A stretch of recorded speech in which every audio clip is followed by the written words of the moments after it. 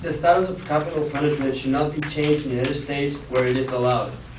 It is the way by which for years the United States government has punished criminals who have ended the lives of others through their own actions. Murder is the worst of all crimes. It should be punished with the worst of all punishments, the death penalty. I will first talk about prisoners themselves and then about the way in which the death penalty which affects them in a positive way. Then I will address the three topics that Ms. Ochoa talked about in her affirmative speech and respond to them with points that go against her main claim. First on her claim which talks about the innocent people who have been killed under capital punishment. Second, on the cost of the death penalty, and lastly on her claim that states that life in prison is deterrent. A prison is a place for the confinement of persons in lawful detentions, usually convicted of a crime. Prisons are mainly set up for three different reasons. The first reason is that prisons divide the ones that could put danger together from the rest of the population. The second one is that prison serves as a form of punishment. The third is that prisoners are put in prison to learn a lesson. That way, once they're out of prison, they do not go out and do that same thing again. If murderers are to stay in prison for the rest of their lives, then it defeats the purpose of the prison itself, which is to help people get over their own problems. If they are to die in prison, why keep them alive? By having the death penalty continue, the safety of guards in the prisons, as well as the safety of other prisoners, is maintained. The fact that a very dangerous individual is in prison puts every individual around him or her in danger, as the criminal could have another victim inside the prison. And if he escapes prison, the no longer inmate puts the whole general public in danger. But if the criminal is put to death by the capital punishment, the danger is gone, as by logic the prisoner cannot commit any further crimes once he or she is dead. The advocate argued that there have been cases in which people have been executed even though they were innocent of the murder charges, and that is one of the reasons why the death penalty should not be put to use anymore in our country. The job of the judicial system in the United States is judging the ones that have committed a fault within our system.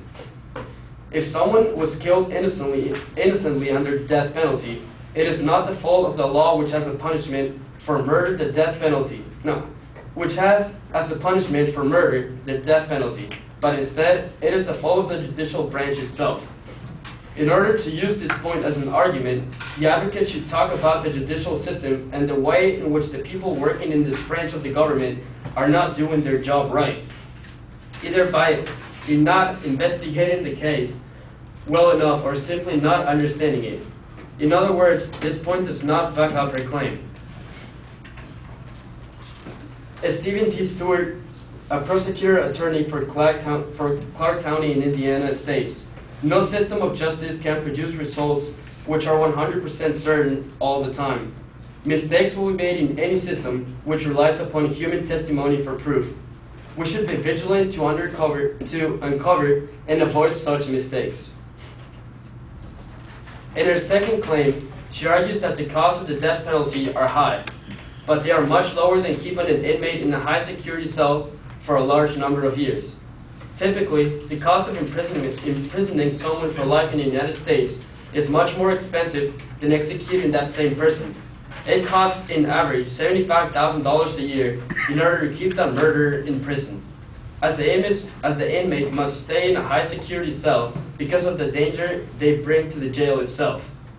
According to the Death Penalty Information Center, the average of prisoner put into death row at time of imprisonment is 28 years old. If these men and women would stay in prison until their death, which average in between 60 and 70 years old in prison, they would be in jail on average for 37 years and cost the government an average of $2,775,000 per inmate. As of July 1st, 2009, there were 3,297 total death row inmates in the United States, which means that all of these murders would cost the United States government about $9.15 billion to maintain if the death penalty was to be dropped. Maybe we can simply maintain the death penalty, get rid of these murderers who wouldn't do anything else than present a constant danger in prison, and cost the government a large amount of capital, and put those $9.1 billion to a better use. Ms. Ochoa, in her third claim, argues that life in prison is deterrent, and that the inmate will suffer more if he or she spends the rest of his days in jail. Murderers do stay in high security cells and are negated from participating in many activities in the prison, but not a single individual has come back from the dead in order to let everyone else know what dying is like, and tell us if it is better to die of age in a cell or by the way of capital punishment. No one simply really knows. Life should be looked at as a privilege that murderers do not care for, and a privilege they do not deserve.